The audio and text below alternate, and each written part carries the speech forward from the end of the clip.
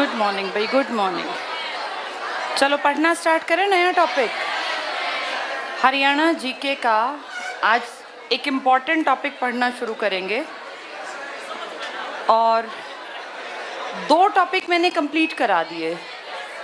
दोनों में बहुत सारे आंकड़े हमने साथ साथ सीखे और आज जो टॉपिक शुरू करेंगे वो प्रशासन से जुड़ा है, एडमिनिस्ट्रेशन। अब बिल्कुल शांत होके ध्यान से एडमिनिस्ट्रेशन को समझ लेना। प्रशासन का मतलब होता है काम कैसे करते हैं। भारत एक बहुत बड़ा देश है, वर्ल्ड में हमारा 7वां नंबर है और हम सब जानते हैं भारत कोई देश नहीं है। इंडिया क्या है? Union of state. और किसी भी स्टेट में, ये मुझे जो बात करता दिखा मैं क्लास से बाहर कर दूंगी उसको। किसी भी स्टेट में काम चलाने के लिए आपको एक सिस्टम मेंटेन करना पड़ता है, तभी आप स्टेट का काम चला पाते हैं। अब जैसे हरियाणा की अगर बात करें, हरियाणा एक स्टेट है जिसके अलग अलग अलग हिस्से हैं, 22 हिस्से, जिन्हें हम कहते हैं हरियाणा के ज़िले। फिर इन हरियाणा स्टेट का डिवीज़न ज़िलों में है, फिर ज़िले आगे खंड, उसको कई पार्ट्स में, खंडों में कई ज़िले, फिर तहसील, फिर उप तहसील, फिर कस्बे, फिर गांव, फिर ग्राम पंचायत। इस तरह करके पूरा एक सिस्टम सेट किया हुआ है और हर एक सिस्टम के कुछ जिम्मेदार लोग हैं। जैसे गांव में पंचायत है, फिर ब्लॉक समिति है, ज़िला परिषद है। हर एक सिस्टम को इस तरीके से बनाया गया कि किसी को भी दिक्कत ना हो। तो इसी को आज हम पढ़ना स्टार्ट करेंगे हरियाणा के बारे में। आप सब जानते हैं हरियाणा की जब बात हो तो हम क्षेत्रफल में ज़्यादा बड़े नहीं हैं। अगर हमें स्टेट्स की गिनती से देखा जाए और यूटी मिलाए जाएँ, स्टेट्स में हम पढ़ते हैं 20वें, हमसे 19 बड़े हैं, हम 20वें, और हमसे 8 छोटे हैं जो मैंने आपको बताए थे। हमसे 8 छोटों में सबसे छोटा आता है गोवा, फिर आता है सिक्किम और एक याद कर लेते हैं केरल। 7 बहनों में 2 हमसे बड़े हैं, अरुणाचल, असम, मिजोरम, मणिपुर, मेघालय, नागालैंड, त्रिपुरा। ये सब हमसे छोटे हैं। इन 8 को देख रहे हैं आप, ये 8 हैं। MMM मतलब मेघालय, मणिपुर, मिजोरम, त्रिपुरा, नागालैंड, सिक्किम, गोवा और केरल। इन सब का नंबर हमसे पीछे है, तो हम 20वें नंबर पर हैं और हमारे पीछे ये 8 हैं। तो इस तरह से 28 राज्यों में हमारा नंबर 20th नंबर पर आता है। 28 में से 20वां नंबर। इन 8 में से सब तुमसे छोटे हैं सिवाय लद्दाख के। लद्दाख का टोटल एरिया 16 स्क्वायर किलोमीटर। अगर तुम्हें ये ना याद रहे तो कोई चिंता नहीं, तुम 60,000 याद कर लो, 59,000, कोई, क्योंकि वो तुमसे उतना पूछेंगे नहीं। एक आइडिया रखना कि हम 44,212, अपना एक एक आंकड़ा याद रखना, 44,212 वर्ग किलोमीटर, और ये हमसे काफ़ी बड़े हैं। तो इसीलिए नंबर 1 पे लेह लद्दाख। उसके बाद बाकी जितने हैं 7, ये हम सबसे छोटे हैं। चाहे इसमें जम्मू कश्मीर है या अंडमान निकोबार है, चंडीगढ़ है, लक्षद्वीप है, दादर नागर हवेली, दमन दीव है, या आपका जितना भी दिल्ली है, ये सब आपसे छोटे हैं। अगर इन सबको ऐड कर लें 8 में तो फिर आपसे ऊपर एक और आ जाता है लद्दाख, और उस कंडीशन में आपका रैंक घट के चला जाता है 21वां, क्योंकि ये बीच में आके एडजस्ट करेगा। इनको हटा दें तो हम 20वें हैं। इन सब में से सिर्फ एक बड़ा होने के कारण हमारा नंबर क्या है? 21वां। क्वेश्चन की भाषा से आंसर टिक करना। वो कहें भारत में आप तो कहना 21वां, वो कहें राज्यों में आप तो 20वां, क्योंकि भारत में राज्य प्लस यूटी दोनों को इंक्लूड किया जाएगा, क्योंकि सारी चीज़ें मिलकर ही भारत बनती हैं। हरियाणा का इतना बड़ा एरिया, इतना बड़ा इसलिए कह रही हूँ क्योंकि हमसे छोटे भी कई हैं। 44,212 वर्ग किलोमीटर का एरिया। इस पूरे एरिया को डिवाइड किया गया है कितने ज़िलों में? 22। फिर ज़िले के का और डिवीज़न किया गया। हर ज़िले को एक IAS ऑफिसर संभालता है, जिसको आप कहते हैं, ये हरियाणा के इस ज़िले का DC है। DC मतलब उस एरिया का, उस डिस्ट्रिक्ट का कमिश्नर, हेड है वो। आपके यहाँ हरियाणा में 22 ज़िले हैं, तो ऑब्वियसली 22 IAS ऑफिसर आपके हर एक ज़िले को संभाल रहे हैं। फिर ज़िलों को डिवाइड कर रखा था आपने किस में? मंडल में। मंडल में, मंडल जो थे ये 6 थे, और 6 मंडल थे घर के F, गुड़गांव, हिसार, अंबाला, रोहतक, करनाल और फरीदाबाद। इन 6 में हर जगह एक एक कमिश्नर बैठता है। ये कमिश्नर भी पहले डीसी के रैंक पर ही काम कर चुका, लेकिन अब ये एक्सपीरियंस्ड है, इसको पता है बड़े एरिया में कैसे काम करना है, मैनेज कैसे करना है, इसीलिए कमिश्नर बैठा दिए। कमिश्नर आईएएस रैंक से ऊपर जाके बनते हैं, यानी स्टार्टिंग में आपको कोई ज़िला मिलेगा, फिर आपको एक मंडल का प्रभारी या प्रमुख बना देंगे। ये कमिश्नर टोटल 6 हैं। मान लीजिए गुड़गांव का एरिया का कमिश्नर है, इस गुड़गांव वाले के पास गुड़गांव के अलावा आसपास की बेल्ट में जितने ज़िले आते हैं, तो गुरुग्राम आता है, रेवाड़ी आता है, महेंद्रगढ़, इन तीनों में एक एक डीसी बैठता है। उसकी जिम्मेदारी है अपने ज़िले का ध्यान रखना, यहाँ प्रशासन ठीक चले, गाँव में लोग दिक्कत ना करें, बिजली पानी सब देखना। मान लीजिए रेवाड़ी में गड़बड़ हो जाती है और रेवाड़ी के डीसी से चीज़ें संभल नहीं पाती, लोग प्रदर्शन कर रहे हैं और रेल की पटरियाँ उखाड़ रहे हैं, तो उस कंडीशन में रेवाड़ी का डीसी तुरंत किसको कॉल करेगा और कहेगा सर ये प्रशासन में गड़बड़ आ रही है। तब कमिश्नर क्योंकि एक्सपीरियंस्ड है, उसने 10, 15, 20 साल काम कर रखा है डीसी के रूप में, वो इसको सही इंस्ट्रक्शंस देगा।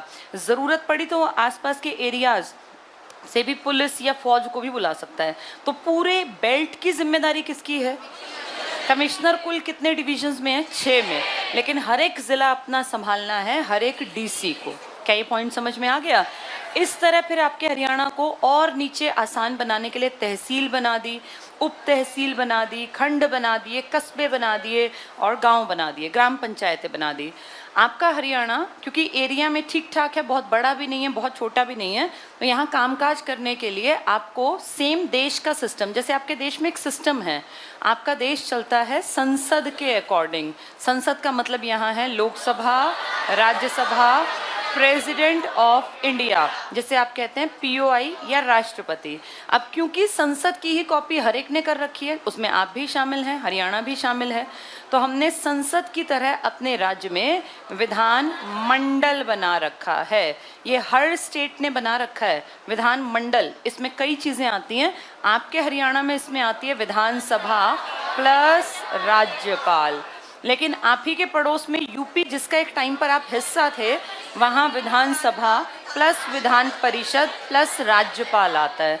इसको विधान मंडल कहते हैं। ये सेम संसद की 2 कॉपी है छोटे लेवल पर, ये छोटी लोकसभा और ये छोटे स्तर पर राष्ट्रपति की तरह राज्यपाल। आपके हरियाणा का विधानमंडल एक सदनीय है, सिर्फ एक सदन है, क्योंकि सदन दूसरा होता है विधान परिषद, जो कि आपके पास नहीं है। तो कितना सदनीय है? एक सदनीय। ये तो एक आदमी है या कोई औरत बैठ सकती है, एक रैंक है, जैसे ये था। सदन तो 2 थे ना, आपका एक सदनीय व्यवस्था है। आपके यहाँ हरियाणा में विधानमंडल में टोटल जो विधानसभा है इसमें 90 सीट्स हैं, और ये सीट्स आपने अलग अलग ज़िलों में डिवाइड कर रखी हैं। 22 ज़िले में से हर ज़िले में सीट मिलेगी, क्योंकि हर ज़िले में जनसंख्या रहती है और जनसंख्या अपने बिहाफ पर अपने एरिया से क्या चुनती है, फिर ये एमएलए जाके आपको रिप्रेजेंट करता है। जहाँ की जनता ने इसको बनाया, ये उस एरिया की बात रखेगा अपने स्टेट की असेंबली में जब भी बैठक होगी। तो आपके टोटल एमएलए हरियाणा में कितने हैं? 90। इन 90 में से सबसे ज़्यादा एमएलए 7 एक ज़िले से आते हैं, हिसार, और 7 ही आते हैं फरीदाबाद से। ये 2 ज़िले हैं जिनमें सबसे ज़्यादा एमएलए की सीट्स हैं, हिसार में और फरीदाबाद में। अगर कम कहें तो 2 आदमी आते हैं पंचकुला से, सिर्फ 2 सीटें, और 2 ही सीटें हैं आपकी चरखी दादरी की। चरखी दादरी ये 2 हैं जिनकी सीटें कम हैं। पॉपुलेशन कम होगी तो सीटें कम होंगी, पॉपुलेशन ज़्यादा होगी तो सीटें भी ज़्यादा होंगी। अगर कहें सबसे बड़ी एमएलए सीट कौन सी है, सबसे बड़ी, तो आपके भिवानी में है लोहारू। सबसे छोटी एमएलए सीट है आपकी बलरामगढ़। बलरामगढ़ मतलब बल्लभगढ़, जिसको आप पहले कहते थे बल्लभगढ़, आज जिसका नाम बलरामगढ़ है, ये फरीदाबाद का एरिया। तो सबसे छोटी सीट बलरामगढ़ एमएलए की, सबसे बड़ी सीट लोहारू। लोहारू कहाँ पड़ेगा? भिवानी में। ये याद रखनी है सारी बातें। आपके टोटल हरियाणा में 90 सीटें हैं। पहले एक प्रावधान था पिछले से पिछले साल तक कि एक एंग्लो इंडियन हर स्टेट में बनाया जा सकता था, आर्टिकल 333, लेकिन अब ये वाला प्रावधान सरकार ने खुद सेंट्रल लेवल पे ख़त्म कर दिया। हरियाणा में तो वैसे भी कोई एंग्लो इंडियन आज तक बना भी नहीं था, क्योंकि हरियाणा में कहाँ टिक पाना था ऐसा आदमी। यहाँ कोई एंग्लो इंडियन ना 66 में था, ना आज 2022 में है। आपने हमेशा कितनी सीट भरी? जितनी आपको मिली। स्टार्टिंग में आपको 54 सीट मिली, फिर आपको 81 सीट मिली, फिर 90। ये आपने खुद नहीं भरी थी, ये आपको पंजाब से अलग होके मिली थी 1966 में। फिर आपने मार्च 1967 में इलेक्शन में कितने आदमी बनाए थे? फिर 1977 में एक जनगणना, 1971 की जनगणना को आधार मान के और आपके हरियाणा की सीटें कितनी कर दी गई? 90। और तब से आज तक ये सीटें 90 ही चली हैं और 2026 तक ये सीट बदलनी भी नहीं है। जब भी किसी राज्य में सीटों का डिवीजन होता है तो आपको पता होगा कि औरतों को आरक्षण मिला है सिर्फ पंचायत के स्तर पर। औरतों को ना एमएलए की सीट में कोई प्रावधान आरक्षण का और ना एमपी की सीट पे प्रावधान। हरियाणा ने इसी पॉलिसी को फॉलो किया और हरियाणा में आज भी हर गांव में पंचायत की 1/3 सीट किसके लिए आरक्षित है? हाँ, महिलाओं के लिए आरक्षित हैं। लेकिन अगर एमएलए की बात करें तो हरियाणा में सिंगल सीट भी एमएलए की आरक्षित नहीं है। जीत जाएं औरतें वो अलग बात है, लेकिन आरक्षित नहीं है, ना एमएलए की ना एमपी, पूरे देश में भी नहीं है। लेकिन आपके हरियाणा में और पूरे देश में एससी की एमएलए सीट भी आरक्षित हैं और एमपी सीट भी आरक्षित हैं। आपकी एमएलए की 90 में से 17 सीटें शेड्यूल कास्ट या तो महिला या पुरुष होने चाहिए, शेड्यूल कास्ट, वो बैठेंगे। और देश के एमपी की 543 सीटों में से अगर लोकसभा की बात करूं, आपके एमपी में टोटल सीट हैं 10। जो अगर एमपी की बात कर रही हूं, 10 टोटल सीट हैं, जिनमें से रिजर्व्ड हैं 2। एससी की रिजर्व टोटल 10 में से 2 और उन 90 में से 17। एमपी देश के लिए काम करते हैं और एमएलए, आपके हरियाणा की पॉलिसी एमपी नहीं बनाता, कौन बनाता है? एमएलए। लेकिन एमपी की वैल्यू ज़्यादा मानी जाती है क्योंकि आप देखो 10 के बदले वहाँ कितने हैं? 90। और टोटल एमएलए 90, यानी एक सीट पर एमपी बैठा है तो उसके अंडर कितने आदमी काम कर रहे हैं? 9 एमएलए, 1 एमपी। अंडर का मतलब यहाँ ये नहीं कि उसके अधीन काम कर रहे हैं, ये एक समझाने का तरीका है कि पूरे हरियाणा में अगर लोकसभा की सीट कहें तो कितनी है? 10। लेकिन अगर एमएलए की कहें तो 90। तो एक सीट पे अमूमन किसी पे 8, किसी पे 10, किसी पे 9, एवरेज कहें तो लगभग 10 एमएलए आ जाते हैं एक सीट के अंडर। लेकिन वेरिएशन आप देख रहे हैं बहुत सारा है इसमें। क्या ये पॉइंट समझ में आ गया? इस तरह से आपका हरियाणा चलता है। आपके हरियाणा की इन 90 सीटों में से आरक्षित कितनी बताई आपने? 17। 17 का मतलब लगभग हर एक जिले में से आरक्षित हो गई। कितने जिले हैं आपके? 22 में से कितने रह गए? 5। ये 5 कौन से हैं जिनमें आरक्षित नहीं है? इसका ट्रिक सुन लो। सबसे नए में अभी आरक्षित कोई नहीं है। सबसे नया क्या है? चरखी दादरी। चरखी दादरी 2 एम में कोई आरक्षित सीट नहीं है। एक महेंद्रगढ़ और एक मेवात, जिसका अब नाम है नूह। एक आपका सबसे छोटा जिला जिसको आप कहते हैं हमारा फरीदाबाद, यहाँ 7 सीटें थी, आरक्षित एक भी नहीं थी। और एक जनसंख्या में सबसे कम है पंचकुला। कुला मतलब नहर, मैंने बताया था आपको। ये 5 जिले हैं जिनमें एक भी आरक्षित सीट नहीं है। 17 में से 5 और आ गए तो 22 जिले बन गए। ना वाले अलग से याद करना, बाकी सब में है ही है। तो कौन कौन से हैं ये? चरखी दादरी, मेवात, महेंद्रगढ़, पंचकुला, फरीदाबाद। ये दोनों एरिया में कम है, आप जानते हैं। सबसे छोटा एरिया इन्हीं दोनों का नाम आता है। ये 743, ये 816, तो दोनों छोटों में नहीं है। सबसे नए में नहीं है। सबसे नया कौन सा है? चरखी दादरी। और 2 एम में नहीं है, महेंद्रगढ़ और मेवात। तो आसानी से याद हो जाएगा। बाकी सब में एक सीट आरक्षित है, चाहे झज्जर हो, भिवानी हो, सोनीपत हो, पानीपत हो, करनाल। बस 5 याद रखना। सबसे छोटा, 2 छोटे, पंचकुला, फरीदाबाद, नया चरखी दादरी, महेंद्रगढ़, मेवात। बाकी सब में एक एक सीट हर एक जिले में दे रखी है आरक्षित। किसके लिए? एससी के लिए। आपके हरियाणा में जो विधानसभा बनती है ना, जिसमें कितनी सीटें हैं? 90। इनमें विधानसभा में किसी एक को हेड बना देते हैं, अध्यक्ष। जैसे आप कहते हैं विधानसभा का स्पीकर है। हम प्राउड से कहते हैं पूरे देश की विधानसभाओं में हम पहली विधानसभा हैं जिसने एक महिला को स्पीकर बनाया, जिनका नाम था श्रीमती शन्नो देवी। 1966 में दिसंबर से मार्च 1967 तक ये हमारे हरियाणा की विधानसभा की अध्यक्षा रही। ये पूरे देश में पहली औरत है और हमने इसलिए इनको इस सीट पर बैठाया क्योंकि इससे पहले ये पंजाब में क्या रह चुकी थी? उपाध्यक्ष के पद पे काम कर चुकी थी। डिप्टी स्पीकर तो हमें लगा इनको एक्सपीरियंस है ही, क्यों ना जब तक नए नहीं आते। 54 थे ना हमारे, उन 54 में से एक थी शन्नो देवी। लेकिन जैसे ही नए इलेक्शन हुए 1967 के मार्च में, इनको हटा दिया गया और नई सरकार में पहली बार सुनो ध्यान से, बोलो कम, 1967 में आपके इलेक्शन हुए 90 सीटों पर, और उस 90 नहीं 81 पर, उन सीटों में से सबसे ज्यादा ताकतवर जो उभर कर आई, कोई खास एकदम से बड़ी पार्टी उभर के नहीं आई, और एक नई पार्टी रीजनल लेवल पर विशाल हरियाणा पार्टी, ये पार्टी बनी थी।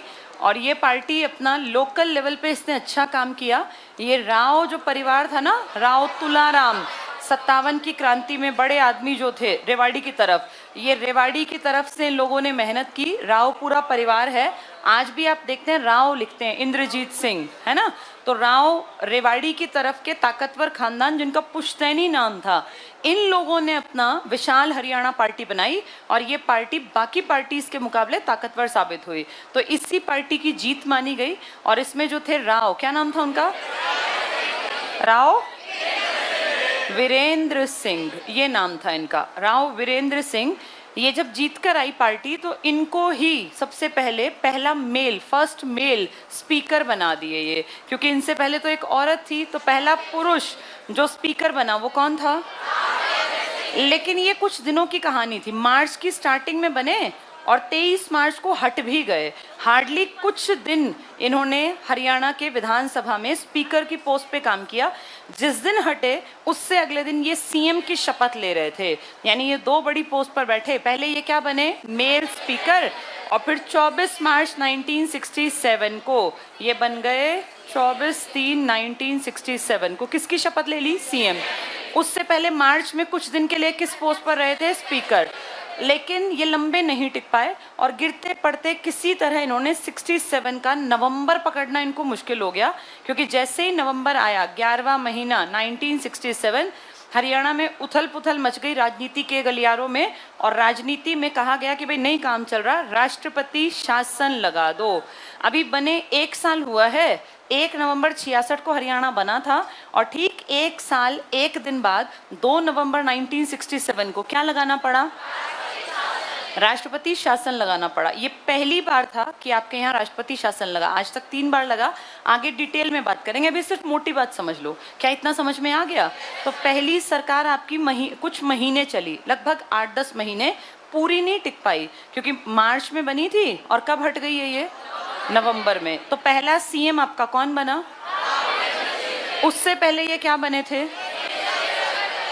स्पीकर बने थे। उससे पहले एक महिला थी, क्या नाम था? शन्नो देवी। वो दिसंबर में बनी थी और मार्च में वो हटी, ये बने, और फिर मार्च में ये सीएम बन गए। लेकिन कब हटे फिर ये? नवंबर में। इस तरह से आपका तब से आज तक सीएम बनते जा रहे हैं, स्पीकर बनते जा रहे हैं। आपके राज्य में एक आदमी इंपॉर्टेंट पोस्ट पर बैठता है, राज्यपाल। ये कभी भी हरियाणा का नहीं होगा, क्योंकि राज्यपाल वो आदमी है जिसको असलियत लिख के देनी है आपके देश के गृह मंत्री को। आपके हरियाणा में क्या खिचड़ी पक रही है, गड़बड़ तो नहीं कर रहे हैं, कोई विद्रोह तो नहीं कर देंगे।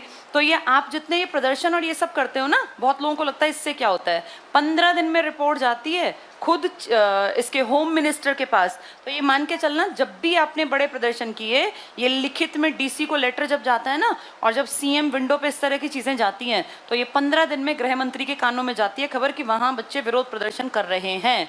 और 1 बार 2 बार जब ये रिपोर्ट लगातार जाती हैं, तो फिर वो अलर्ट हो जाते हैं कि वहां उथल पुथल मच सकती है। हर किसी को अपनी सरकार प्यारी लगती है, उसका टाइम पीरियड वो अच्छा बिताना चाहते हैं, इसीलिए सरकारें एक्शन लेने पर मजबूर होती हैं। क्योंकि ये जो राज्यपाल है ना, ये उस राज्य का आदमी नहीं है। अभी अगर देखें हरियाणा में राज्यपाल कौन बैठा है? अभी बैठे हैं बंडारू दत्तात्रेय। ये आदमी ना हिंदी समझ सकता, ना ये बोल सकता, ना इसको हमारी कोई भाषा बोली समझ में आती। मैं तो कई बार सोचती हूँ कितना दुखी होंगे कि इससे बात भी नहीं कर सकते होंगे ना, सिर्फ अंग्रेजी बोल सकते हैं, वो यहाँ के लोगों को नहीं आती। तो ये बंडारू दत्तात्रेय जी अपना किसी तरह टाइम काट रहे हैं। ये कहाँ से हैं? ये जन्मे थे तेलंगाना में। कई बार मैं इनका देखती हूँ जब ये लाइव होते हैं, तो बस ये हंसते मतलब मुस्कुराते दिखेंगे, क्योंकि इनकी समझ में कुछ आता नहीं। अब अच्छा है बुरा है शोक सभा है कुछ पता ही नहीं, बस खड़े होकर मुस्कुराते से दिखते हैं, क्योंकि इनकी बोली समझ में नहीं आती हमारे। तेलंगाना से आने वाला ये आदमी, इसको कोई फर्क नहीं पड़ता कि आप अच्छे हैं बुरे हैं, ये अपने नजरिए से रिपोर्ट बनाएंगे और रिपोर्ट किसको दे देंगे? तो जो अब ये तुमने कुछ महीनों पहले प्रदर्शन और ये सेंटर्स खोलो स्कूल खोलो प्रदर्शन किए थे ना बड़े लेवल पे, ये सब गृह मंत्री तक पहुंचे, क्योंकि बंडारू जी ने लिख के दिया होगा कि हरियाणा में बड़े लेवल पर लगातार छात्र उग्र प्रदर्शन कर रहे हैं। तो ये प्रदर्शन जो है ना ये कान तक पहुंचते हैं उनकी खबर।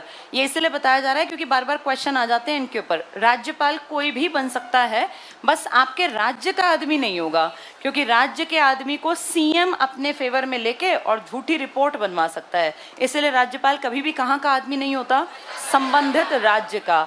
राज्यपाल बनने की कुछ शर्तें हैं। पहला जो कॉमन शर्त है, भारत का क्या हो वो नागरिक। अब अफ्रीका से आने वाले को तो हम राज्यपाल नहीं बनाएंगे, अपना ही नागरिक हो, इंडियन हो। दूसरा, कम से कम 35 साल की एज पूरी कर चुका हो। 20-22 साल में राज्यपाल नहीं बनते, 35 साल की उम्र। तीसरा, किसी भी लाभ के पद पर ना हो। लाभ का पद क्या होता है? सब कुछ लाभ का पद है जिससे आप सैलरी लेते हैं। ये सैलरी आप या तो सेंट्रल गवर्नमेंट से लेंगे या स्टेट गवर्नमेंट। यानी अगर आप ग्रुप डी में भी हैं, आप टीचर हैं, आप कहीं सरकारी क्लर्क हैं, आप प्रोफेसर हैं, आप कुछ भी काम करते हैं, आप अगर 20-22 हज़ार भी सरकार से लेते हैं ना तो मानते हैं आप लाभ के पद पे हैं। लेकिन सरकार से पैसे लेने वालों में हम ही नहीं हैं, बहुत सारे और भी लोग हैं। राष्ट्रपति भी सरकार से ही पैसे लेता है, उपराष्ट्रपति भी, पीएम भी, सारे मंत्री भी, सारे एमपी भी, एमएलए भी और राज्यपाल भी। लेकिन ये सब लोगों को लिख रखा है हम लाभ के पद में नहीं आते, अपने लिए लिख लिया हम लाभ के पद में नहीं आते। इसीलिए अगर किसी सरकारी क्लर्क को लगे कि मुझे राष्ट्रपति के इलेक्शन में खड़ा होना है, मान लो वो खड़ा होना चाहता है, तो सबसे पहली शर्त है अपनी नौकरी छोड़ दे। एक आम आदमी के पास सबसे बड़ा जरिया जिंदगी काटने का नौकरी होती है, इसलिए कभी आम आदमी सोच ही नहीं पाता कि मैं इलेक्शन लड़ लूं, क्योंकि नौकरी कौन छोड़ेगा? नौकरी छोड़ के हार गया तो आगे बीवी बच्चे माँ बाप बूढ़े कैसे पालेगा? इसीलिए बहुत लोग काबिल होते हैं लेकिन वो नौकरी पे होने के चक्कर में इलेक्शन में खड़े हो ही नहीं पाते। ये कितने समझदार हैं? इन लोगों का एक दिन भी अगर एमपी बन गया ना, एक दिन, तो जिस दिन तक आखिरी सांस चलेगी इसकी पेंशन बन गई, चाहे ये एक दिन का एमपी बना हो, एक दिन का एमएलए बना हो। ये फिर इनकी पत्नी मतलब इनकी पीढ़ी भी बैठ के खा लेती है, इतनी मौज है इनकी जिंदगी में। वहाँ कोई आदमी नौकरी छोड़ के आया तो और हार गया तो उसकी कोई वापसी नहीं है, उसका सब कुछ ब्लॉक हो जाएगा। इनका हारने से इनको कोई फर्क नहीं पड़ना, क्योंकि हारने के बाद भी जो पेंशन आ रही है वो कोई थोड़ी छीन सकता है। आप कोई मान लीजिए उपराष्ट्रपति राष्ट्रपति के इलेक्शन में खड़ा हुआ और हार गया तो उसको कोई फर्क नहीं पड़ता, वो आके वापस किस कुर्सी पे बैठ जाएगा? उसने थोड़ी ना नौकरी छोड़नी है। तो ये लाभ का पद एक तरह की बेड़ी है, आम आदमी कभी सोच ही नहीं पाएगा।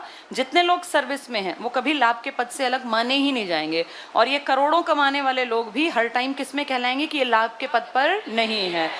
चौथी कंडीशन, जो भी आपका राज्यपाल बने उसकी लायकियत इतनी हो कि वो आपके राज्य का एमएलए बन सकता हो। एमएलए बनना नहीं है उसको, न वो उस राज्य का, लेकिन इसकी योग्यता इतनी हो कि आपके राज्य के विधान मंडल का सदस्य बन सकता हो। इतनी एलिजिबिलिटी इसके अंदर हो, इतनी लायकियत इसके अंदर हो। ये कंडीशन पूरी करने वाला आदमी क्या बन सकता है? राज्यपाल आपके राज्य में बना बनाया आता है, क्योंकि राज्यपाल को बनाता है राष्ट्रपति। ये वहाँ से इसको एक लेटर थमाता है। बंडारू दत्तात्रेय हैदराबाद से आए होंगे दिल्ली, और वहाँ राष्ट्रपति भवन में उनको लेटर दिया गया होगा। उस लेटर को वहाँ से लेके वो आए होंगे हरियाणा, और हरियाणा में मिले होंगे वो हाई कोर्ट के चीफ जस्टिस से, और उसको वो लेटर दिखाया होगा। फिर एक डेट डिसाइड हुई होगी कि आप किस दिन शपथ लेंगे, तो दोनों ने मिलकर एक डेट डिसाइड की, और फिर हरियाणा का जो हाई कोर्ट है, जैसे आप कहते हैं चंडीगढ़ हाई कोर्ट या पंजाब हरियाणा हाई कोर्ट, वहाँ के चीफ जस्टिस ने शपथ दिलाई होगी किसको? हरियाणा के राज्यपाल को। लेटर किसने भेजा था? सेम ऐसा ही हाई कोर्ट के जज के साथ भी होता है। अब जब भी आपका हाई कोर्ट का चीफ जस्टिस हटेंगे रिटायर होने के बाद 62 साल में, तो कोई एक जाके दिल्ली से लेटर लाएगा और फिर वो लेटर लाके राज्यपाल को दिखाएगा, फिर राज्यपाल वहाँ प्रेजेंट होंगे, एक सेरेमनी होती है, जैसे आप लोग बैठे हैं ऐसे 2-4 लोग और आ जाते हैं और वो कागज़ पढ़ना होता है, कागज़ में पहले से पता है क्या लिखा होगा क्योंकि वो संविधान में ऑलरेडी मेंशन है, जो शब्द बोलने हैं पहले बोल देगा राज्यपाल, पीछे बोल देगा हाई कोर्ट वाला, फिर जब राज्यपाल बनेगा तो हाई कोर्ट वाला उसके सामने शपथ ले लेगा। तो ये बहुत कॉमन सी बात है, दोनों को बराबर माना गया, दोनों को भेजने वाला आदमी कौन था, इसलिए वो उसके सामने शपथ ले लेता है और वो उसके सामने। क्या ये बात समझ में आ गई? तो आपने देखा हरियाणा में प्रशासन चलता कैसे है। सबसे पहले हमने बातचीत की कि जैसे देश में काम होता है ऐसे हरियाणा में, देश में संसद, हरियाणा में क्या है, विधान मंडल बोला करो, संसद की टक्कर मंडल से है, सभा से नहीं है। लोकसभा की टक्कर किससे है, और राष्ट्रपति की राज्यपाल, जिसको आप इंग्लिश में कहते हैं गवर्नर। गवर्नर क्या उसी स्टेट का हो सकता है? नहीं। आपके राज्य में जितने विधानसभा के मेंबर हैं, कितने हैं ये, इन सबको संभालने के लिए विधानसभा क्या बनाती है अपना, पहली बार एक औरत कौन बनी थी वो, फिर आदमी कौन बना था, राव वीरेंद्र सिंह। लंबे नहीं टिके थे क्योंकि कुछ दिन बाद वो क्या बन गए, सीएम, लेकिन सीएम भी लंबे नहीं टिके। उसी साल के नवंबर में यहाँ राष्ट्रपति शासन लग गया। इतना क्लियर हो गया सबको? ठीक है, अब किताब उठाओ, थोड़ा सा किताब से पढ़ेंगे। पेज 199 पर आ जाओ, 199। हरियाणा की राजनीतिक और प्रशासनिक संरचना, political and administrative structure of Haryana. ध्यान से पढ़ते चलना, जो मैं बताऊं उसको लिखते भी चलना, कुछ चीजें ऐड कर लेना, ठीक है। चलो देखो, पहला, भारत की स्वतंत्रता 15 अगस्त 47 के समय हरियाणा पंजाब प्रांत का भाग था। आजादी के टाइम आप किसका भाग थे, लेकिन 57 की क्रांति से पहले आप किसका भाग थे, यूपी का। किस नाम से थे हम, वेस्टर्न प्रोविंस, है ना, यूनाइटेड वेस्टर्न प्रोविंस, जिसमें क्या क्या आता था, यूपी और अवध। फिर हमें अलग क्यों कर दिया, 57 की क्रांति, अंबाला और मेरठ, और पंजाब हमसे अलग था, तो कहा उठा के इसको भी किसके साथ, पंजाब, फिर ये क्रांति भी नहीं करेगा। अगला पॉइंट टिक करना, सितंबर 1966 में जेसी शाह, कौन जेसी शाह, एक रिटायर्ड जज थे। किसके कहने पे जेसी शाह आयोग बना था, हुकुम सिंह। हुकुम सिंह कौन था, लोकसभा का अध्यक्ष। हुकुम सिंह ने किसके कहने पे काम किया था, गुलजारी लाल नंदा, वो आपके क्या थे तब, गृह मंत्री। और गृह मंत्री को पता चलता है 15 दिन में राज्य में क्या गड़बड़ चल रही है। ये टिक करो, सितंबर 1966 में जेसी शाह आयोग की सिफारिशों के अनुसार भारत सरकार ने पंजाब पुनर्गठन विधेयक को पारित किया। आयोग था जेसी शाह, लेकिन फिर उसने रिपोर्ट बना के, याद करें हम, 23 अप्रैल से 31 मई रिपोर्ट चली गई थी राष्ट्रपति। राष्ट्रपति ने संसद में रखवाई, सितंबर अक्टूबर संसद में बहस छिड़ी और फिर जाके नवंबर में ये बना। कोई अमेंडमेंट किया था क्या, कौन सा अमेंडमेंट था, 2 अमेंडमेंट राज्यों के हैं, एक 7वां और एक 18वां। हम राज्य कौन सा बने, 17वां, हमसे पहले और हमारे बाद। ये मैंने कहा था, तीनों याद रखना। चलो पढ़ो, 18वां संविधान संशोधन 1966, 2 अमेंडमेंट हैं राज्यों के, स्टेट रिकंस्ट्रक्शन ऑर्गेनाइजेशन के ऊपर बने, एक 7वां और एक 18वां। अंडरलाइन करो, 18वां संविधान संशोधन 1966 के अंतर्गत 1 नवंबर 1966 को हरियाणा राज्य का गठन किया गया। तो आप 7वें से बने या 18वें से, 7वें से कितने बने थे, 14 स्टेट। वो कौन सा कमीशन था जिसने कहा था, वो था फजल अली आयोग। आप बने हैं जेसी शाह आयोग से। चलो टिक कर लो। तो 18वां संविधान संशोधन, 1 नवंबर 66 को हरियाणा राज्य का गठन, श्री धर्मवीर को हरियाणा का पहला राज्यपाल, राज्यपाल सेम जगह का होगा या अलग, यूपी के थे ये, उत्तर प्रदेश, जैसे आजकल बंडारू जी कहाँ के हैं, हैदराबाद ना, ये आपके यूपी के थे। और पंडित बीडी शर्मा, भगवत दयाल शर्मा, ये आपके ही थे, क्योंकि सीएम राज्य का ही बनेगा। ये आपके बेरी झज्जर के थे, वो यूपी के, ये बेरी झज्जर के, बेशक लिख लेना बेरी झज्जर, वो यूपी से। उनका शायद ना पूछे पुराना, पर पहला और अब का 2 याद करना हमारा हक बनता है। पिछली बार पेपर में बंडारू जी का पूछा गया था। नेक्स्ट देखो, राज्य का पहला सीएम बनाया गया। सीएम बाहर का हो सकता है या उसी राज्य का होगा, सीएम हमेशा राज्य का होगा, जैसे पंचायत का सरपंच और पंच हमेशा गांव के होंगे। नेक्स्ट पढ़ना, हरियाणा भारतीय संघ का 17वां राज्य है, कौन से अमेंडमेंट से बना? 18वें। 16वां राज्य और 18वां राज्य हिमाचल प्रदेश, लिख लो यहाँ 16th नागालैंड और 18वां हिमाचल प्रदेश। नागालैंड कब बना? 1963 में, और हिमाचल पहले 1971 में यूटी और 72 में स्टेट बना। फटाफट से लिख लो, 16वां नागालैंड 1963 और 18वां हिमाचल प्रदेश 1971/72, दोनों का कारण हमें पता है। 15वां राज्य कौन सा था आपका? जम्मू कश्मीर, जो विशेष राज्य था। आगे पढ़ो, जिसमें 6 मंडल, 22 जिले, 93 तहसील, 140 खंड। इनमें कुछ चेंजेस करने पड़ेंगे आपको, कुछ चेंजेस। हमें ना 2 तरह के आंकड़े याद रखने पड़ते हैं हरियाणा में, सबसे बड़ी दिक्कत है, एक वो जो ओरिजिनल है और एक वो जो पेपर में बार बार आते हैं, प्रचलित है, दोनों तरह के। इनको पिछले पेज पे बहुत सारी जगह है ऊपर, वहां लिख लो फटाफट से।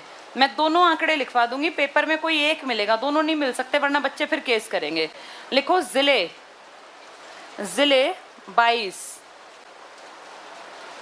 मंडल 6, जिले 22, मंडल 6, उपमंडल, जिले कितने लिखे? 22 और मंडल, उपमंडल कितने हैं? हाँ, उपमंडल दुखी करेगा, लिख लो यहाँ, उपमंडल दोनों लिख लो। लिख लो 74/72, एक मिलेगा कोई सा। 74 थे सबसे नए, लेकिन अगर विकिपीडिया और साइट्स पे जाओ तो 72 दिखाते हैं, अभी पीछे वैसे चेंज किए थे।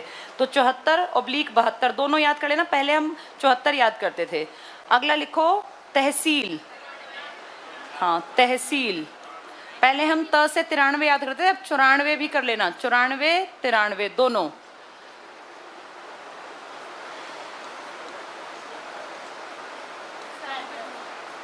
तहसील 94, पुराने वाली 93। अगली लिख लो उप तहसील, उप तहसील 49 भी लिख लो और 50 भी लिख लो, उप तहसील। हरियाणा के पेपरों का कोई स्टैंडर्ड नहीं है, यहाँ कुछ भी हो सकता है। 50 और पिछले वाली 49। दरअसल उप तहसील तहसील में कन्वर्ट हुई थी तो 94 बन गई थी, एक घट गई थी, पर उनका भरोसा नहीं है तो वो 93 भी दे सकते हैं और 49 भी, इसलिए दोनों याद कर लेना। नेक्स्ट लिखो, उप तहसील हो गया। ब्लॉक, ब्लॉक कितने ब्लॉक हैं? हाँ 142/140, 140 थे पुराने लंबे टाइम तक, लेकिन अभी भी कुछ साइट्स पे आपको 140 ही मिलते हैं। 142/140। कस्बे सब जगह एक ही मिलेंगे, 154, इनमें चेंज नहीं आया। 154 टाउन्स जिसको बोलते हैं। ग्राम पंचायत में बदलाव था, ग्राम पंचायत 6222 भी हैं और 6311 भी हैं, एक मिलेगी कोई सी, 6222 या 6311। गांव सेम है हर जगह, कितने हैं गांव? नहीं, अब तो बढ़ गए ना, 7365 गांव हर साइट पे नए वाले ही दिए हैं। 65 नहीं 56 है, 7356। पहले 68 थे, 6800 प्लस, अब ये 7356 है, 7356। नगर निगम लिख लो, नगर निगम कितने हैं? नगर निगम, नगर निगम कितने? 11 है। सबसे नया मानेसर बना था, अभी पढ़ लेंगे, इसको भी डिटेल में पढ़ेंगे, पहले लिख लो फिर डिटेल में बाद में पढ़ लेंगे। नगर निगम 11। नगर पालिका लिख लो, 59 है सबसे नई जो दी गई है नगर पालिका, लेकिन 56 भी थी 58 भी थी, अब 59 है सबसे नई नगर पालिका 59। और नगर परिषद लिख लो, जितने जिले हैं उतनी नगर परिषद, कितनी है ये? 22। निगम उसकी आधी है, नगर निगम 11, नगर परिषद 22 और नगर पालिका 59। ठीक है। और लोकसभा की सीट तुम जानते ही हो 10। राज्यसभा की सीट नहीं होती, आदमी बिठाए जाते हैं, कोई सीट नहीं होती, 5 है। ठीक है। ये क्लियर हो गया सबको? ये आंकड़े रटने पड़ते हैं, बार बार पढ़ोगे तब याद होंगे। मंडल कितने हैं? जिले कितने हैं? यहाँ कमिश्नर बैठता होगा, इनको डीसी संभालता होगा, हैं दोनों आईएएस रैंक के ही। उपमंडल, मंडल को डिवाइड कितने में कर दिया? 72, ना मिले 74 में, यानी एक मंडल में काफी सारे उपमंडल आ गए। तहसील कितनी है? जिसका हेड होता है तहसीलदार, आपने सुना होगा हर जगह तहसीलदार बैठते हैं, तो कितने हैं ये? 94, ना मिले तो 93। उप तहसील छोटी एरियाज में 50 या 49। ब्लॉक कितने हैं? 100 या तो 42 या 40 एक मिलेगा। कस्बे कितने हैं? ग्राम पंचायत कितनी है? 62, 22 या 6311। गांव कितने हैं अब? अभी जब मैं 1.5-2 साल पहले पढ़ाती थी तो 6841 गांव पढ़ते थे। ये गांव बढ़ गए क्योंकि गांव ना अलग भी हो जाते हैं, 2 अलग अलग हिस्से बन के एक गांव में से, और अपने अपने नाम अलग कर लेते हैं। तो कितने गांव हैं अब? 7356, 7300 के आसपास। नगर निगम कितनी? 11। नगर पालिका कितनी? और नगर परिषद कितनी? 22। ये समझ में आ गया? इनको 2-3 बार पढ़ना। अब नगर निगम को ध्यान से सुनो और समझो। शहर में जो सबसे बड़ा शहर होता है वहां क्या बनाई जाती है? नगर निगम को आप कहते हैं म्यूनिसिपल कॉरपोरेशन। एक म्यूनिसिपैलिटी होती है, एक म्यूनिसिपल कॉरपोरेशन। शांति से सुन और समझ लेना, ये सबसे ज्यादा पैसे उठाती है। मतलब अगर जिले की बात करूं, किसी भी जिले में जो भी जिला नगर निगम बनेगा तो उसको राज्य पैसे ज्यादा देगा, क्योंकि नगर निगम को बजट इसलिए ज्यादा मिलता है ताकि अपना ये विकास कर सके। नगर निगम, हर जिला चाहता है मैं नगर निगम बन जाऊं, क्योंकि पैसा इतना आएगा कि पूरे अपने शहर में, गांव में स्ट्रीट लाइट है, खंबे हैं, पार्क हैं, गलियां हैं, कूड़ादान है या सफाई है, सब मेंटेन कर सकते हैं। हर चीज में ना जब भी विकास करना होता है तो सबसे बड़ी जरूरत क्या होती है? पैसा। और पैसा रिलीज करता है स्टेट अपने वहां बैठ के। तो स्टेट देखता है भाई कितने नगर निगम है, नगर निगम को आंख बंद करके पैसा मिलता है, और जहां पैसा आएगा वहां विकास होगा। जहां विकास होगा अगली बार वोट वहीं तो मांगने जाओगे जब तुम विकास करोगे। तुमने गलियां बनवा दी, पार्क बनवा दिए, स्ट्रीट लाइट लगवा दी, मेंटेन करवा दी चीजें, तो अगली बार जब 5 साल बाद वार्ड का इलेक्शन होगा तो हाथ जोड़ के यही तो कहोगे ना जी, गलियां पक्की करवा दी हमने, पार्क मेंटेन करवाया, कूड़ादान रखवा दिए। तो ये सब करने के लिए आपको पैसा चाहिए। पैसा राज्य से आएगा, और राज्य पैसा ज्यादा किसको देगा? इसलिए हर कोई कोशिश करता है कि मेरा एरिया क्या बन जाए? नगर निगम। लेकिन नगर निगम की कुछ शर्तें हैं। नगर निगम बनाना हाथ में है राज्यपाल के। राज्यपाल अपनी मर्जी नहीं चलाता, वो कुछ बेसिक कंडीशंस देखता है। इसमें आबादी देखी जाती है, डेवलपमेंट का साधन कैसा है, आप कितना आगे बढ़ सकते हैं, आपको नगर निगम का पैसा देके फायदा होगा कि नहीं होगा। जैसे आपकी एक आइडेंटिटी राज्य में है तो आपका फायदा होगा। अब जैसे किसी मेवात को हम देखें, मेवात थोड़ा पिछड़ा हुआ माना जाता है, मेवात को नगर निगम बनाना ठीक है या जरूरत नहीं है? जैसे जरूरत नहीं है। क्यों जरूरत नहीं है? क्योंकि पहले बेसिक चीजें नगर पालिका पूरी कर देगी, तो परिषद पालिका पूरी कर देंगे। जब वो सच में बहुत काबिल बन जाएगा तो वहां क्या बन जाएगी? नगर निगम। नगर निगम में ना सिर्फ ऐसा नहीं कि पैसा आ गया, यहाँ लोग भी आते हैं, काम धंधे जमते हैं, यहाँ बड़े बड़े बिजनेसमैन आते हैं। तो किसी बड़े उभरते शहर को नगर निगम बनाना ठीक है या पिछड़े हुए एरिया को? उभरते हुए को ना। तो सारी रिपोर्ट, आपके यहाँ इंडेक्स कैसा है, सब देखा जाता है। कौन डिसाइड करता है ये?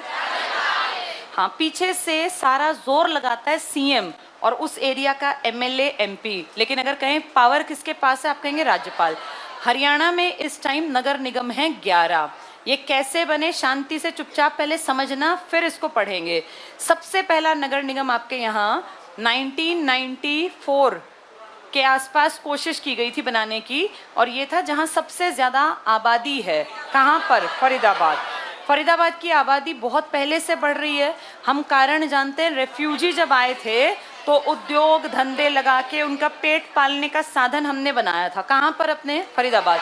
इसीलिए यहाँ आबादी बढ़ती गई होगी। फिर हमें याद है सिंचाई के लिए 206 एकड़ में फैली बड़कल झील के ऊपर भी काम हुआ था।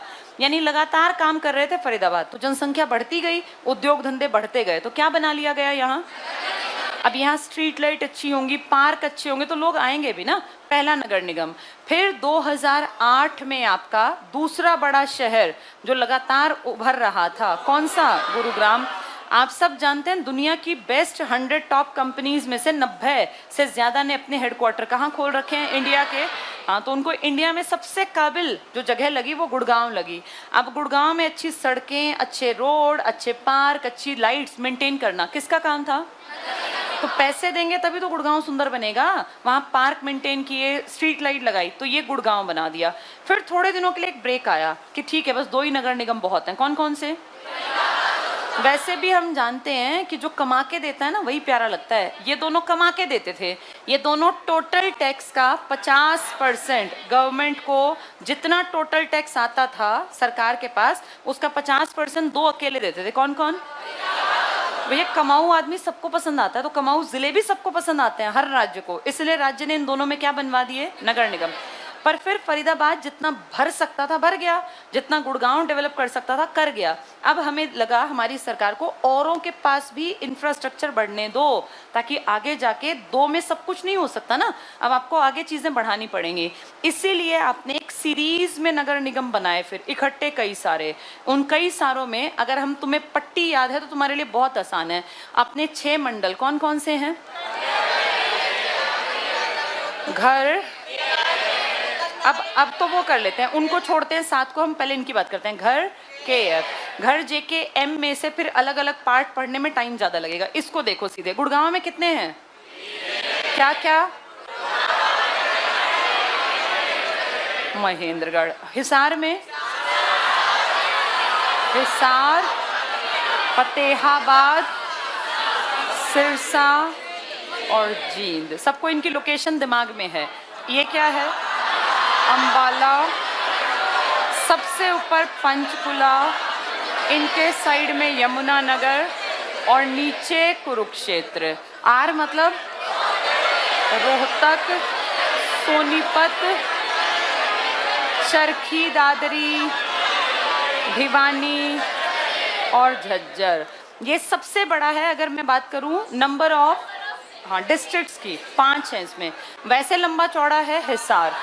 के मतलब करनाल, कैथल और पानीपत, इसमें 3 है सिर्फ। और ये फरीदाबाद, पलवल और नूह या मेवात, कुछ भी कह लो।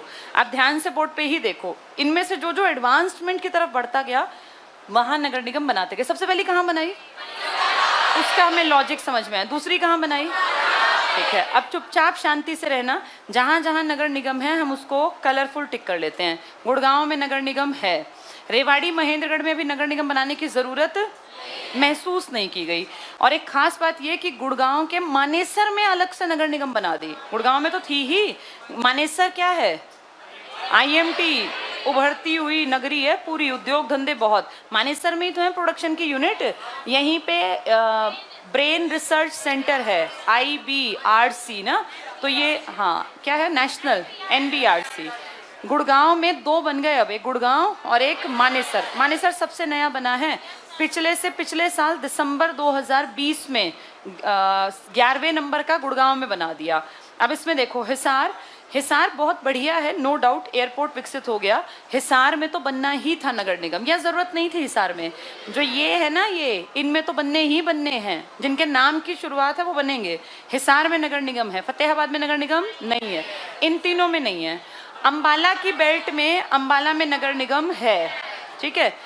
पंचकुला तुम्हारी, मैंने कई बार बताया, अगर राजधानी तुमसे छीन ली, कौन सी राजधानी? चंडीगढ़, तो तुमने कौन सी तैयार कर रखी है? पंचकुला। तो इसलिए पंचकुला में अच्छी स्ट्रीट लाइट, अच्छी सड़कें, अच्छे पार्क तुमने पहले से बना रखे हैं। इसका मतलब यहाँ नगर निगम है। इसीलिए आप जानते हैं यमुनानगर, यमुना की एंट्री मेन, बहुत बड़ी बड़ी बिल्डिंग्स, ये पुराने टाइम का व्यापार और ये सब था। यमुनानगर में भी आपने बना रखा है। कुरुक्षेत्र में आपने ये नहीं बनाया नगर निगम। रोहतक में, सोनीपत में है, रोहतक है, जो ये है ना इनमें सब में है, तो ये तो है ही है। चरखी दादरी की जरूरत नहीं, भिवानी की नहीं, झज्जर की, यहाँ नहीं बनाया। करनाल में बना दिया, कैथल में नहीं बनाया, पानीपत में बना दिया। पानीपत तो बहुत बढ़िया, सोनीपत से भी आगे की स्थिति में था ना, पानीपत में बनाना था। फरीदाबाद में तो होगा ही होगा, न पलवल न नूह। अब देखें कितने हो गए, 1 2 3 4 5 6 7 8 9 10। गुड़गांव में 2 हैं, तो इसलिए 11। गुड़गांव में कौन सा बना दिया नया? मानेसर। अगर तुम्हें बेल्ट याद है तो तुम्हें याद करना आसान दिखेगा। गुड़गांव वाली बेल्ट में जिले हैं 3 और नगर निगम हैं 2, गुड़गांव और मानेसर। सबसे नया बनाया नगर निगम मानेसर। सिर्फ 29 गांव आते हैं इसमें, ज्यादा बड़ा नहीं है, 29 गांव, लेकिन 29 गांव में इनके अंदर इतना कैलिबर है इस पूरे एरिया में कि ये बहुत विकास करेगा। इसलिए नगर निगम बना के रोड, पार्क, स्ट्रीट लाइट, हर चीज पे सफाई पे काम करेंगे। इसमें किसमें बनाया? सिर्फ हिसार बड़ा एरिया है, आपका मंडल है, कमिश्नर बैठते हैं। अगले में कहाँ बनाया? सब में बनाया, सिवाय किसके? कुरुक्षेत्र के। बाकी तीनों में बना दिया। पंचकुला तो आपको बनाना ही पड़ेगा, क्योंकि क्या पता कल को राजधानी बनानी पड़ जाए। अंबाला देखो यहाँ नाम है तो बनाना पड़ेगा। यमुना नगर में भी उद्योग धंधों का बड़ा कामकाज था तो आपको अच्छी सर्विस देनी पड़ेगी। रोहतक में कहाँ कहाँ? रोहतक में और सोनीपत। सोनीपत आप जानते हैं एजुकेशन सिटी बहुत बड़े लेवल पे उभर रही है, कनेक्टिविटी बहुत बढ़िया है, रैपिड मेट्रो आने वाली है। पता है तुम लोगों को ये बातें? ये जीटी रोड के पैरेलल रैपिड मेट्रो आएगी और बहुत स्पीड से चलेगी, जिसके लिमिटेड स्टेशन बनेंगे, जिनमें से एक सोनीपत होगा, फिर आगे जाके पानीपत, उसके बाद शायद करनाल के आसपास ही, कुरुक्षेत्र करनाल तक। तो ये देश का बड़ा प्रोजेक्ट है, इसीलिए किसको ऐड किया गया? सोनीपत। उभरती लगातार शिक्षा के क्षेत्र में स्वर्ण नगरी सोनीपत। करनाल में 2 बना दिए, करनाल और पानीपत। कैथल को नहीं बनाया, अभी जरूरत नहीं फील हुई। और फरीदाबाद में कौन है? नाम से भी पता चलेगा। बताओ कौन है गुड़गांव में? गुड़गांव और मानेसर। हिसार वाले में? अंबाला वाले में? अंबाला, पंचकुला, यमुनानगर। कौन नहीं है? और रोहतक में? रोहतक और सोनीपत। इसके बाद करनाल वाले में? करनाल और पानीपत। फरीदाबाद वाले में? फरीदाबाद। आ गए 11 समझ? ऊपर की पट्टी में जो 4 जिले हैं, बताओ कितनों में है नगर निगम? किस किस में? पंचकुला, अंबाला, यमुनानगर। उसके नीचे 3 की पट्टी है, कैथल, करनाल, पानीपत। कितनों में है? 2 में। कैथल को छोड़ दो, करनाल में भी और पानीपत में। इधर की तरफ 4 बड़े जिले हैं, 1 में है, किसमें? हिसार में। फिर 5 जिलों वाले में 2, एक रोहतक में, एक सोनीपत में। नीचे गुड़गांव की पट्टी में 3 जिले हैं, किस किस में? गुड़गांव में और मानेसर में। 3 जिलों में, 1 जिले में, लेकिन 1 में 2 है, उस 1 में ही 2 बना रखे हैं। और लास्ट जिला फरीदाबाद वाला, इसमें 1 है। तो 5, 6, 7, 8, 9, 10, 11। ठीक है। अब मुझे बताओ कितने जिलों में नगर निगम नहीं है तुम्हारे? कितने जिलों में नगर निगम नहीं है? अब शांत होके सुनो। 11 नगर निगम में से 1 जिले में 2 हैं, तो कायदे से कितने जिलों में? 10। और जिले कितने हैं? 22। तो कितने जिलों में नहीं है? 12। क्या तुम ये 12 जिले बता सकते हो? ऊपर की पट्टी में 1 कुरुक्षेत्र, उसके नीचे कैथल, फिर 3 जींद, फतेहाबाद, सिरसा। फिर बीच के 5 में से 3 के नाम, चरखी दादरी, भिवानी और झज्जर। फिर नीचे वाली में से 2, महेंद्रगढ़ और रेवाड़ी। नीचे वाली में से भी 2। आ गए समझ में? 10 जिलों में है, लेकिन हैं 11। कितने जिलों में नहीं है? 12। अब जो सुनते नहीं है ना, सोचेंगे 11 हैं, 11 नहीं होंगे, 11 टिक करेंगे। उन्हें पता है बच्चा ये गलती करेगा, इसलिए दिमाग को अलर्ट रखना कि जिले 10 हैं, लेकिन नगर निगम 11। किस जिले में 1 से ज्यादा हैं? सबसे लेट कौन सा बना? मानेसर। जल्दी से ये पॉइंट लिख लो यहाँ। इसमें ना नगर निगम की एक पिक्चर है, वहां लिख लो ये सारी बातें। आओ पेज नंबर 203 पर आओ फटाफट। एक मैप है देखो नगर निगम का, मिल गया? इसमें पट्टी से समझेंगे, ऊपर के मंडल को ध्यान से देखो। 4 में से, कुरुक्षेत्र में से कितने पे कलर किया हुआ है? 3। इसका मतलब तीनों नगर निगम है। नीचे की 3 की पट्टी कैथल, करनाल, पानीपत में से कितनों में कलर है? 2 में, उन 2 में है। 4 की पट्टी साइड में बड़ी सी जींद, हिसार, फतेहाबाद, कितनों में है? 1 में। इसके नीचे 5 की पट्टी ढूंढो, रोहतक, सोनीपत, 2 में है, 3 खाली हैं। गुड़गांव की पट्टी पे आ जाओ, 1 में है, लेकिन 1 में जिला 1, नगर निगम 2। और नीचे की पट्टी में 1 फरीदाबाद। ठीक है। यहाँ जल्दी से लिख लो 1-2 बातें जो मैं बताऊं, फटाफट से लिखो। नगर निगम कुल 11 पॉइंट्स में लिख लेना। नगर निगम कुल 11। ये बार बार पढ़ने से याद होंगे, ये कंफ्यूजन बहुत क्रिएट करते हैं दिमाग में। नगर निगम 11। लिखो फर्स्ट फरीदाबाद बना, फर्स्ट फरीदाबाद 1994। कारण तुम्हें समझ में आ गया? क्या था यहाँ? ये उद्योग विहार है या औद्योगिक नगरी है? नगरी। उद्योग विहार गुड़गांव, यही दोनों कमा के देते हैं तो यही सरकार को प्यारे लगते थे। नेक्स्ट लिखो सेकंड, दूसरा गुड़गांव 2008। लाइन में लिखते चलना अलग अलग में। फर्स्ट 1994 में फरीदाबाद, दूसरा गुड़गांव 2008। लिखो 11वां, या तो पुराने आते हैं या नया। 11वां नगर निगम मानेसर 23 दिसंबर 2020। 11वां नगर निगम मानेसर 23 दिसंबर 2020। इसके बारे में पूछ सकते हैं। लिखो गांव, इसमें गांव है 29, जितने पहले तुम्हारे स्टेट थे। कुल गांव 29। ये मानेसर की बात हो रही है। एरिया लिख लो, छोटा सा एरिया इसके पास 124 वर्ग किलोमीटर। तुम्हारा 44,212 है, इसका 212 भी नहीं है पीछे वाला, इसका 124 है, तो 124 वर्ग किलोमीटर। नेक्स्ट पॉइंट में लिखो 2010 में, अगला पॉइंट 2010 में नगर निगम बने। नगर निगम बने, कौन कौन से बने उनके बारे में लिखो। 2010 में नगर निगम बने। पहला लिखो हिसार, हिसार, अंबाला, रोहतक, हिसार, अंबाला, रोहतक, पानीपत, यमुनानगर, करनाल, करनाल लिख तो नहीं लिया ना? नहीं लिखा, करनाल और पानीपत। पानीपत हो गया? अच्छा ठीक है, ठीक है। नहीं सोनीपत बाद में ना, अगला लिख लो, अगला पहले सुन लो फिर अगला लिखो। नेक्स्ट लिखो 10वां नगर निगम, 10वां नगर निगम। अब वैसे 10वां नहीं पूछेंगे क्योंकि अब तो 11वां बन गया, फिर भी लिख लो 10वां नगर निगम सोनीपत 2015 में बना। 10वां नगर निगम सोनीपत 2015 में बना। और 11वां कौन सा बना है? ऊपर तुमने लिख लिया बस। वैसे 10वां पूछेंगे नहीं, फिर भी हमने अपनी नॉलेज। पहला कौन सा बना था? दूसरा, 11वां। गांव कितने हैं? कितना वर्ग किलोमीटर? बीच में ढेर सारे बने होंगे। ढेर सारों में कौन कौन आ गए जो हमें पता है? ऊपर 2 हमें पता है पुराने, एक फरीदाबाद, एक गुड़गांव। फिर सबसे नया है मानेसर। मानेसर से कुछ पहले बना था सोनीपत। यानी बीच में जो बच गए उन सबके नाम कौन कौन से होंगे?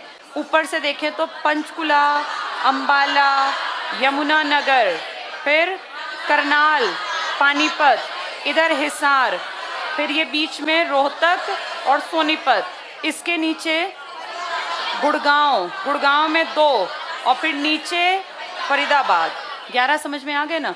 ठीक है। सबसे नया कहेंगे तो मानेसर 124 वर्ग किलोमीटर 29 गांव। सबसे पुराना कहेंगे तो फरीदाबाद, दूसरा पुराना गुड़गांव, दूसरा नया सोनीपत। कितने जिलों में नहीं है? हाँ, कितनी टोटल हैं? फिर 12 जिलों में कैसे नहीं है? एक जिले में 2 हैं, गुड़गांव में 2 हैं, जिनमें सबसे नई है और सेकंड पुरानी है। सेकंड पुरानी कौन सी? गुड़गांव 2008 वाली और 2020 वाली। चलो बाकी कल पढ़ेंगे। हाँ जी, करनाल मैंने नहीं लिखवाया बीच में।